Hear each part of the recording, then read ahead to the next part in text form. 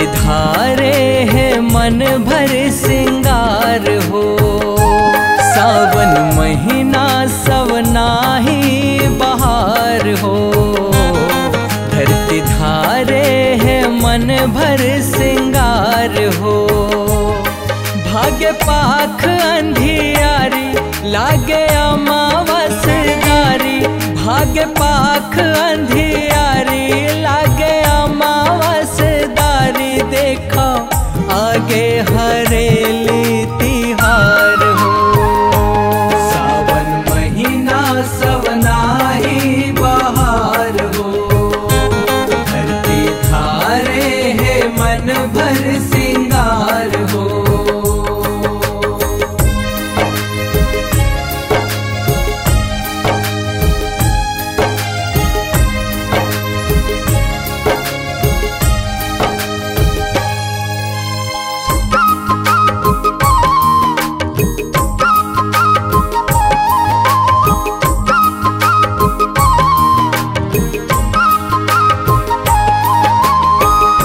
नांगर जुड़ा गैती रापा धोवाए हो। बेरवा के खाल है आसन हुम देवाए हो। बेरवा के खाल है आसन हुम देवाए हो। गाहूँ पिसान नून के लोंदी बनाए हन। आरती झका के गरुआ गाय लाजवाए हन। आरती झका के गरुआ गाय लाजवाए हन।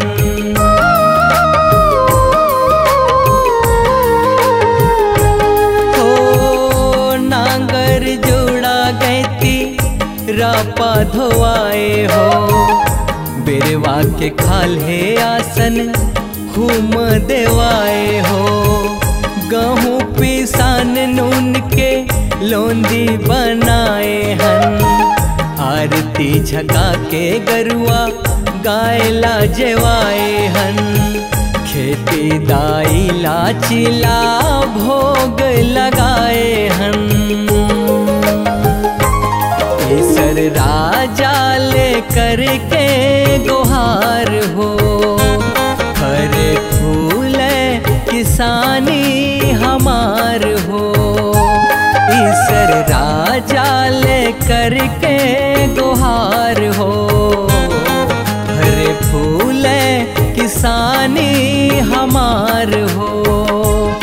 लिम डारा खोचागे गाँव मेड़ो बांधागे। लिम डारा खोचागे गाँव मेड़ो बांधागे। देखो आगे हरेली तिहार हो। सावन महीना सवना ही बहार हो। धरती धारे है मन भर सिंगार हो।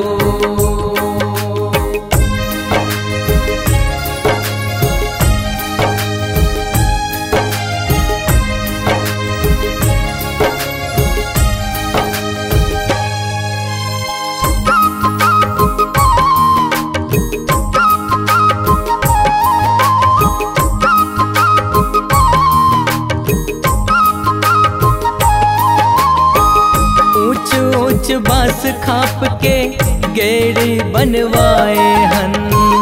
आनी बानी रंग रोदन फुंदरा लगवाए हन। आनी बानी रंग रोदन फुंदरा लगवाए हन।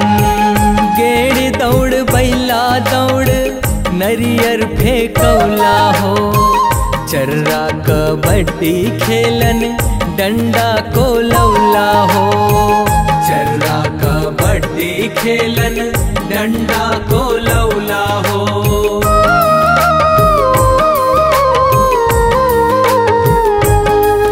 ऊंच ऊंच बांस खाप के गेड़ी बनवाए हन।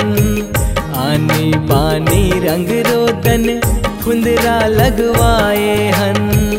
गेड़ी दौड़ बैला दौड़ नरियर फेंकौला हो। चर्रा कबड्डी खेलन डंडा को लौला हो। सुम्मत के बने पंडोली दावल वौला हो। मोरे डीह डोंगरी के तिहार हो।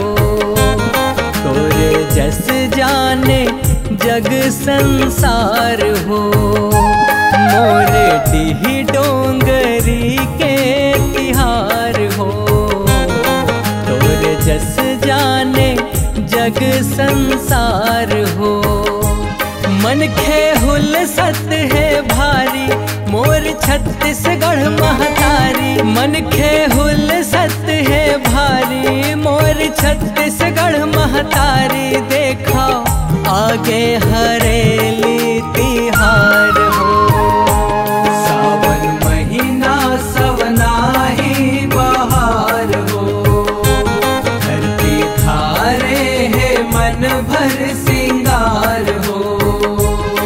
भाग्य पाख अंधियारी लागे अमावस दारी।